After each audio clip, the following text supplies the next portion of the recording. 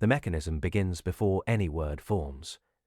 An impulse surfaces, and the mind already treats it as material to be arranged rather than a fact to be examined. The arrangement is not chosen. It is the default condition of remaining one person in your own account. This begins early. A child learns which desires produce friction and which ones can be spoken without consequence. Over time, the sorting moves inward. The desire itself is not removed. Only the version that reaches awareness is altered so it carries less risk of internal contradiction.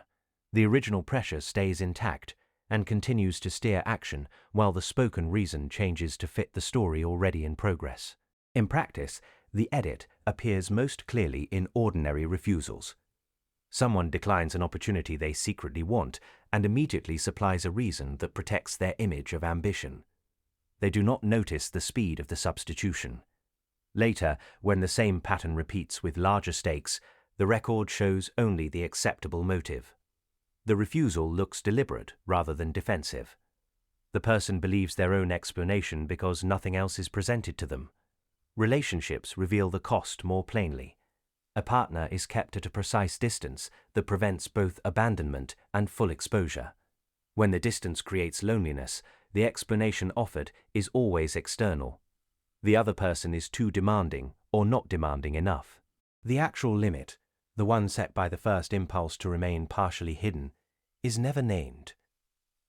Over years, the relationship conforms to the edited account rather than the original need. Both people adapt to a story that was never examined. Awareness rarely interrupts the process. When the pattern is noticed, the mind simply incorporates the observation into the same system. The new explanation becomes that one is someone who understands their own editing. This statement is accurate enough to feel true and empty enough to leave the underlying movement untouched. The impulse continues without interference, while the watcher now possesses a more sophisticated justification for its continuation. What remains interesting is the durability of the original pressure. No amount of revision removes it.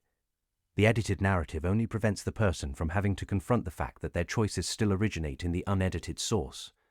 The record stays continuous. The person stays intact. The cost is paid in the narrowing of what can be known about why any choice was made at all. I am draven. The pattern continues. It always does. Follow.